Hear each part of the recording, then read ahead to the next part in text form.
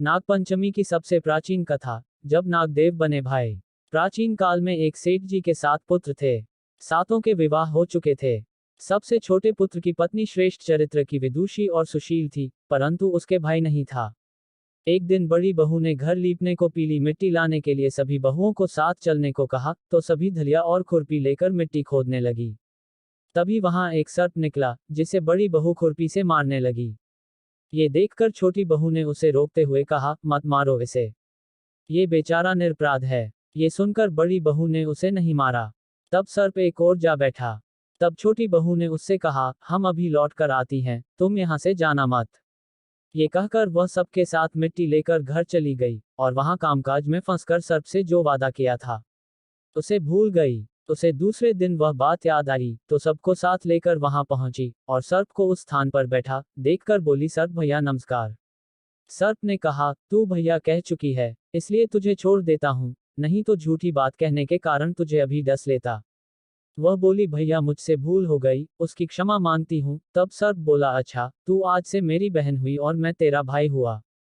तुझे जो मांगना हो मांग ले। वह बोली, भैया मेरा कोई नहीं है, अच्छा हुआ जो तू मेरा भाई बन गया। कुछ दिन व्यतीत होने पर वह सर्प मनुष्य का रूप रखकर उसके घर आया, और बोला कि मेरी बहन को भेज दो। सबने कहा कि इसके तो कोई भाई नहीं था, तो वह बोला, मैं दूर के रिश्ते में इसका भाई हूँ, बचपन में ही बाहर चला गया था। उसके विश्वास दिलाने पर घर के लोगों ने छोटी को उसके साथ भेज दिया। उसने मार्ग में बताया कि मैं वही सर्प हूँ, इसलिए तू डरना नहीं, और जहाँ चलने में कठिनाई हो वहां मेरी पूंछ पकड़ लेना। उसने कहे अनुसार ही किया, और इस प्रकार वह उसके घर पहुंच गई। वहां के धन ऐश्वर्य को देखकर वह चकित हो गई। एक दिन सर्प की माता ने उससे कहा, मैं एक काम से बाहर जा रही हूँ, तू अपने भाई को ठंडा दूध पिला देना। उसे यह बात ध्यान न रही, और उससे गर्म दूध पिला दिया, जिसमें उसका मुख बेतरह जल गया। ये देखकर सर्प की माता बहुत क्रोधित हुई, परंतु सर्प के समझाने पर शांत हो गई। तब सर्प ने कहा कि बहन को अब उसके घर भेज देना चाहिए। तब सर्प और उसके पिता ने उसे बहुत सा सोना, चांदी, जवाहरात, वस्त्रभूषण आदि देकर उसके घर पहुंचा दिया। इतना ढेर सारा धन देखकर बड़ी बहू ने ईर्ष्या से कहा, भाई तो बड़ा धनवान है, तुझे तो उसे और भी धन लाना चाहिए। सर्प ने यह वचन सुना तो सब वस्तुएं सोने की लाकर दे दी। ये देखकर बड़ी बहू ने कहा, इन्हें झाड़ने की झाड़ू भी सोने की होनी चाहिए। तब सर्प ने झाड़ू भी सोने की लाकर रख दी।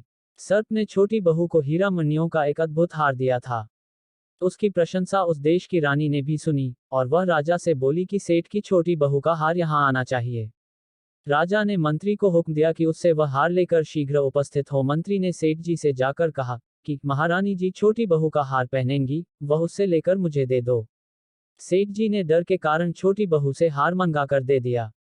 छोटी बहू को ये बात बहुत बुरी लगी। उसने अपने सर्प भाई को याद किया और आने पर प्रार्थना की, भैया रानी ने हार छीन लिया है, तुम कुछ ऐसा करो कि जब वह हार उसके गले में रहे तब तक के लिए सर्प बन जाए, और जब वह मुझे लौटा दे तब हीरों और मणियों का हो जाए। सर्प ने ठीक वैसा ही किया। जैसे ही रानी ने हार पहना, वैसे ही वह सर्प बन गया। ये देखकर रानी चीख पड़ी और रोने लगी। ये देखकर राजा ने सेठ के पास खबर भेजी कि छोटी बहू को तुरंत भेजो। सेठ जी डर गए कि राजा न जाने क्या करेगा। वे स्वयं छोटी बहू को साथ लेकर उपस्थित हुए।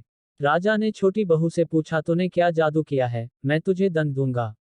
छोटी बहू बोली, राजन धृष्टता क्षमा कीजिए, यह हार ही ऐसा है कि मेरे गले में हीरों और मणियों का रहता है, और दूसरे के गले में सर्प बन जाता है।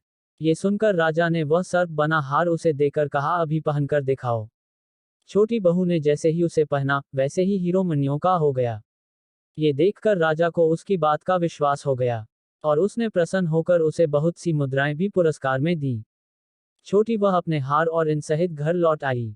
उसके धन को देखकर बड़ी बहू ने ईर्ष्या के कारण उसके पति को सिखाया कि छोटी बहू के पास कहीं से धन आया है। ये सुनकर उसके पति ने अपनी पत्नी को बुलाकर कहा, ठीक ठीक बता कि यह धन तुझे कौन देता है। तब वह सर्प को याद करने लगी।